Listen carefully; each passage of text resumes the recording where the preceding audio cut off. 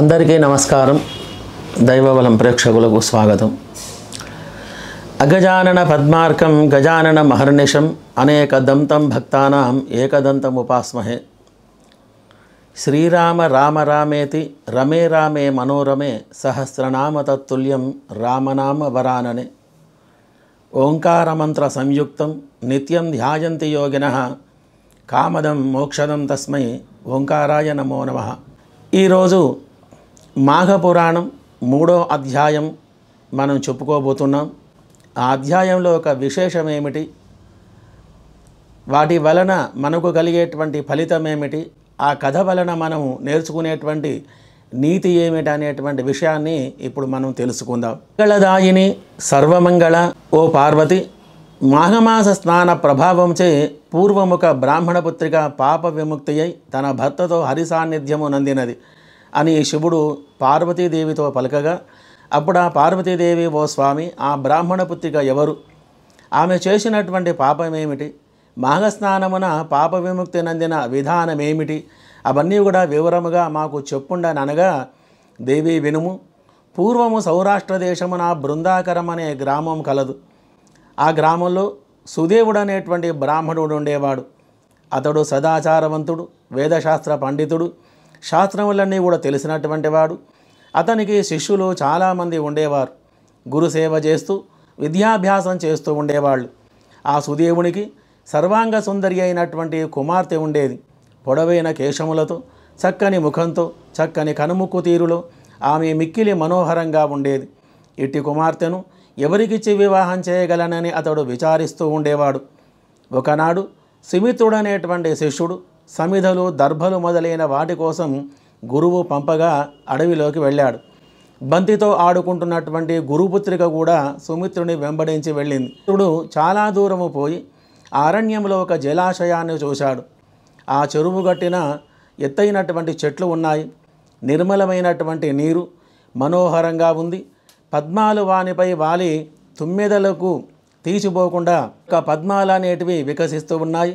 కలువలు జలసంచారము చేయ, జలప్రాణుల విహారము మొదలైన వానిచే ఆ సరస్సు మనోహరముగా నుండెను. కోకిలలు గుంపులు కట్టి మధురధ్వానాలు చేయుచుండెను.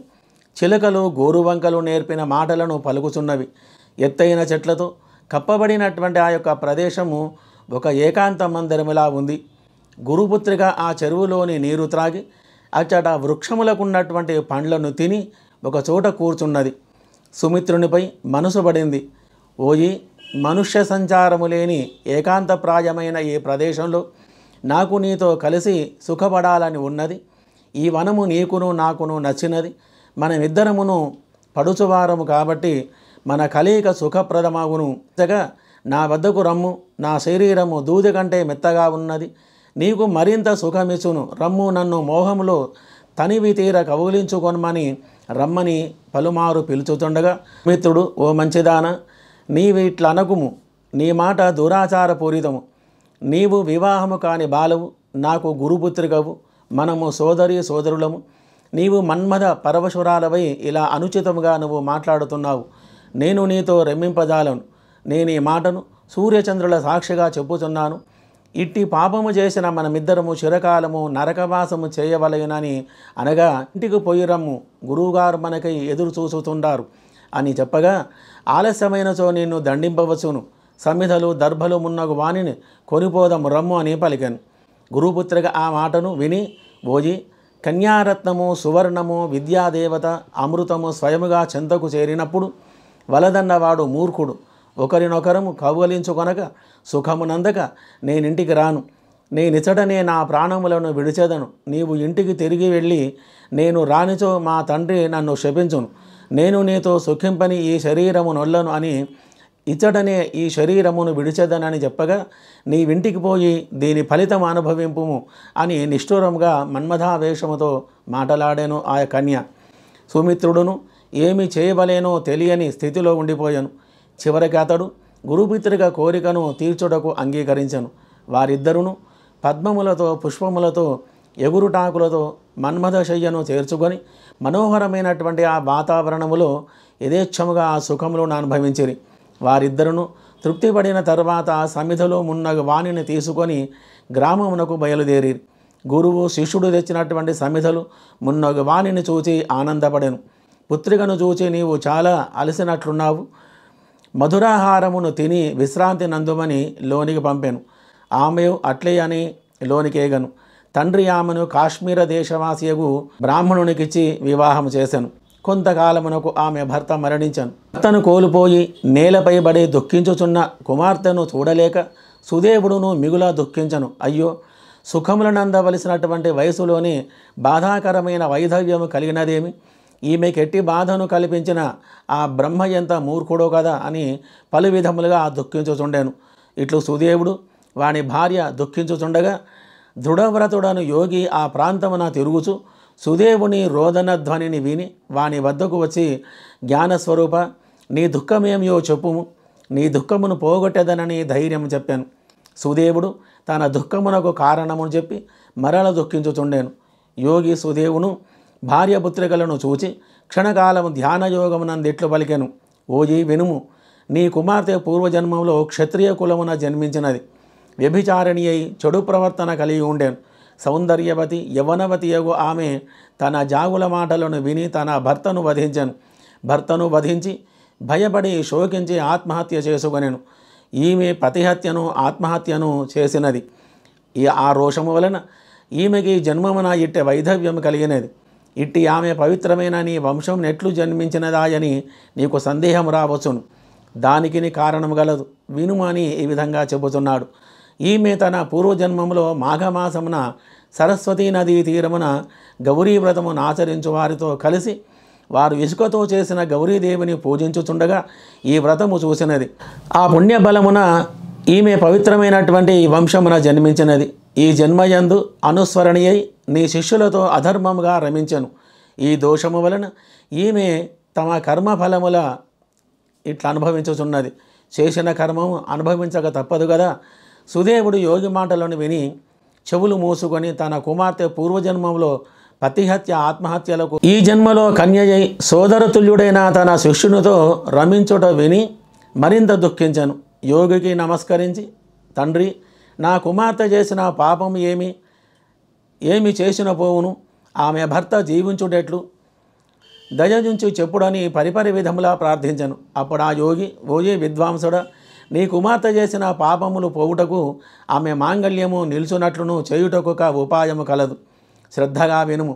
మాఘమాసమున ప్రాతస్నానము చేసి ఆ నదీ తీరమున గాని సరస్సు తీరమున ఇసుకతో గౌరీదేవిని చేసి షోడశ ఉపచారములతో పూజింపవలయను. సువాసినులకు గౌరీదేవిని సమర్పించవలయను. ఈ విధముగా ఈమెచే ప్రతిదినము ఈ యొక్క వ్రతాన్ని చేయింపుము. ఈమె భర్త తిరిగి జీవించును. ఈమె పాపములను నశించును.